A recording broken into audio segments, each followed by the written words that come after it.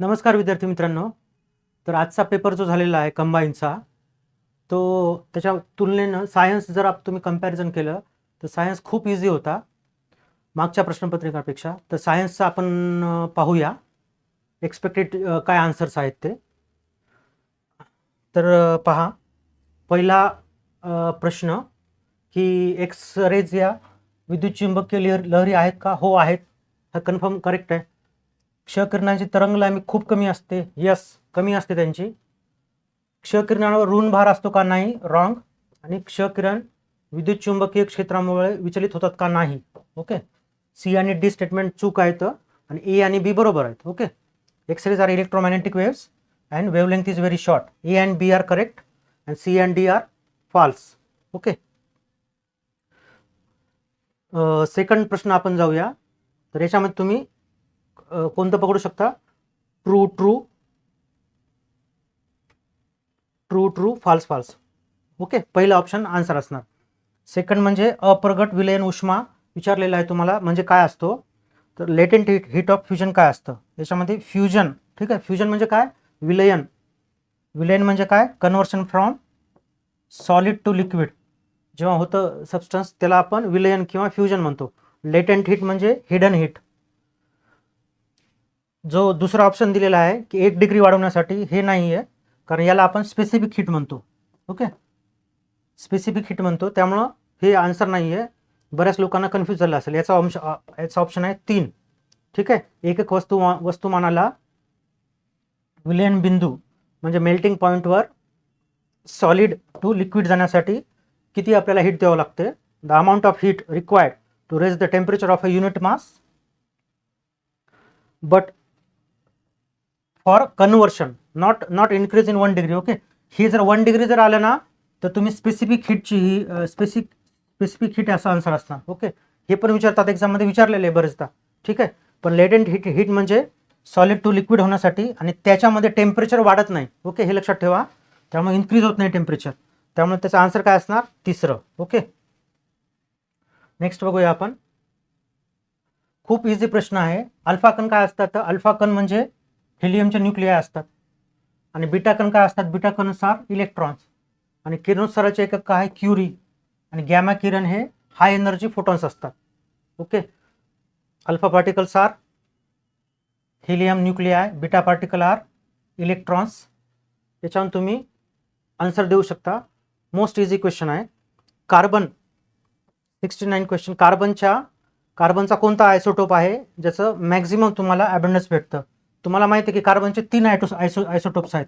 C12 आहे, C13 आणि C14 आहे.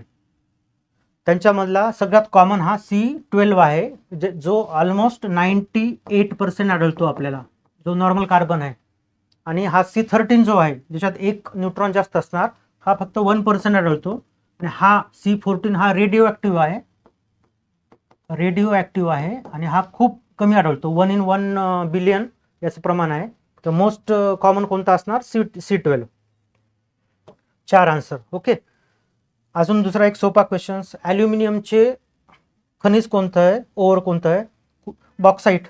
हे कॉमन आहे.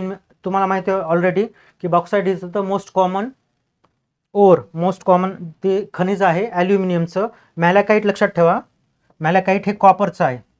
ओके, गॅलेना हे लीडचं आहे, Pb. डोलोमाइट हे मॅग्नेशियमचं आहे. ओके, लक्षात ठेवा दुसरे पण. नेक्स्ट जाऊया आपण. याचा आन्सर आहे बॉक्साईट. नेक्स्ट जाऊया, पुन्हा सोपा क्वेश्चन की लेयर्स ऑफ द ॲटमॉस्फिअर कोणते आहे? याच्यात मी सांगेल की तुम्ही इंग्लिशमध्ये यांचे नाव लक्षात ठेवा, कारण मागं एकदा असाच प्रश्न विचारला होता, तर त्याच्यामध्ये मराठी तपांबर स्थितांबर न देता ट्रोपोस्फिअर, स्ट्रॅटोस्फिअर असं मराठीमध्ये लिहून दिलं होतं. त्यामुळं तुम्ही जर त्यांच्या इंग्लिश नाव लक्षात ठेवले तर तशा प्रकारे जर प्रश्न आला तर तुम्हाला कन्फ्युजन होणार नाही. पहिल्यांदा काय असतो?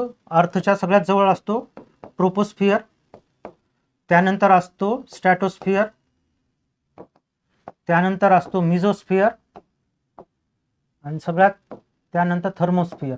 Okay, troposphere, stratosphere, mesosphere, thermosphere, 4 option. Okay, dentalium हा प्राणी मोलुस्का गटात येतो. कारण त्याला हार्ड शेल असते कॅल्शियमची हार्ड शेल असते, जशी आपल्याला स्नेल्सला असते. ठीक आहे, स्नेल्स आणि शिंपल्यांना असते.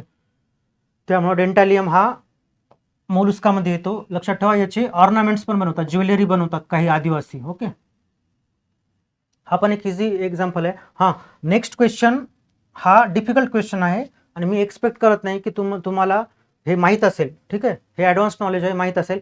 पण तुम्ही एक कॉमन सेन्स लावून काय विचारले तुम्हाला, कॅटफिशच्या मिशासारखे प्रोजेक्शन असतात, विस्कर्स म्हणतात. विस्कर्स म्हणजे मांजरी असते ना, त्या मांजरीला जे असे प्रोजेक्शन्स असतात त्याला आपण विस्कर्स म्हणतो. ठीक आहे, मांजरीच्या तोंडाभोवती असतात, ते तिला सेन्सेशन देतात, त्याचे बरेचसे हे आहेत, त्याला आपण विस्कर्स म्हणतो. ठीक आहे, तर त्याच्यावर काय असतात म्हटलेलं आहे की रुचिज्ञान कलिका असतात, म्हणजेच टेस्ट बर्ड्स. ठीक आहे, इंग्लिशमध्ये इझी आहे. आपल्या जसे टंगवर टेस्ट बर्ड्स असतात तसंच त्यांच्या विस्कर्सवर कॅटफिशच्या टेस्ट बर्ड्स असतात असं म्हटलेलं आहे. म्हणजे टेस्ट बर्ड्सला आपण टूथ नाही म्हणणार.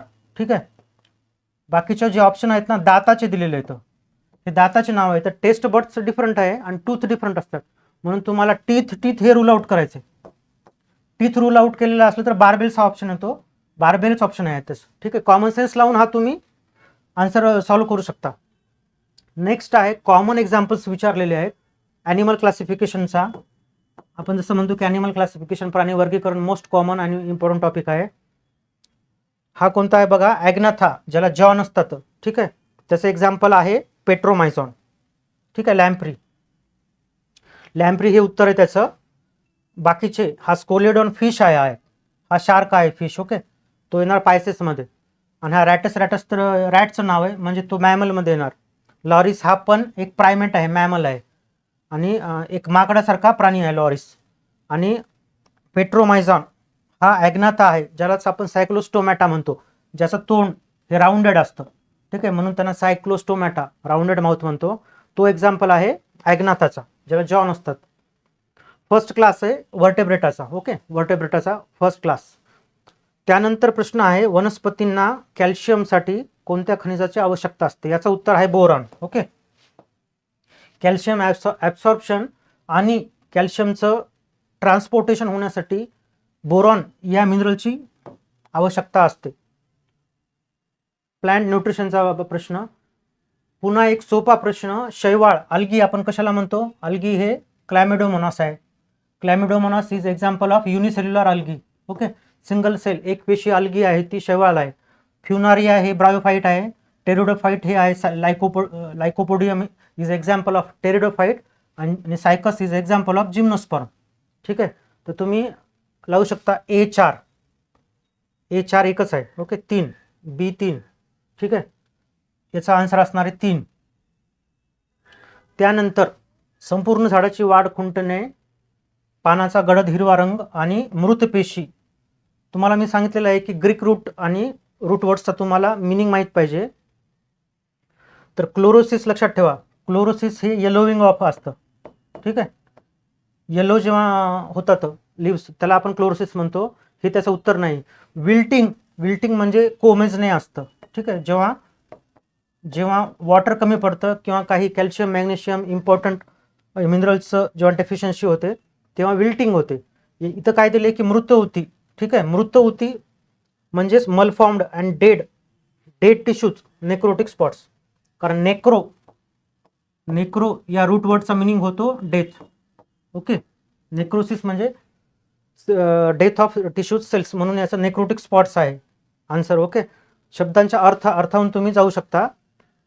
लीफ कर्लिंग म्हणजे पानाचं राऊंडेड होणं, हे फॉस्फरसशी जास्त रिलेशन नाही आहे. ठीक आहे, necrotic spots is a prominent feature of phosphorus deficiency.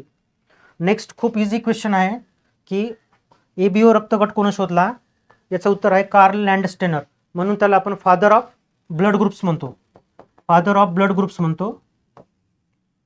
लक्षात ठेवा, विल्यम हार्वे याला आपण फादर ऑफ ब्लड सर्क्युलेशन म्हणतो. ठीक आहे, ब्लड सर्क्युलेशनचा जनक कोण आहे, रक्ताभिसरणाचा जनक हा विल्यम हार्वे आहे. ओके, रक्ताभिसरणाचा शोध विल्यम हार्वेने लावला, पण ABO या ब्लड ग्रुप्सचा शोध हा कार्ल लँडस्टेनरने लावलेला आहे, म्हणून त्याला आपण काय म्हणतो, फादर ऑफ ब्लड ग्रुप म्हणतो.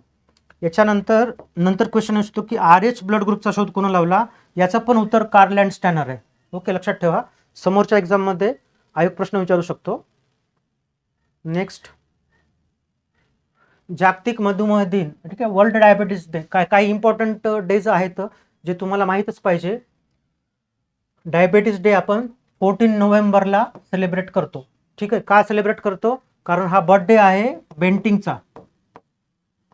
बेंटिंगचा बर्थडे आहे, ज्यानं इन्सुलिनचा शोध लावला. ठीक आहे, इन्सुलिनचा शोध लावला तो डॉक्टर बेंटिंग, ज्याला नोबेल प्राइज भेटलं होतं. त्याचा बर्थडे आपण वर्ल्ड डायबिटीज डे, जागतिक मधुमेह दिन म्हणून आपण सेलिब्रेट करतो.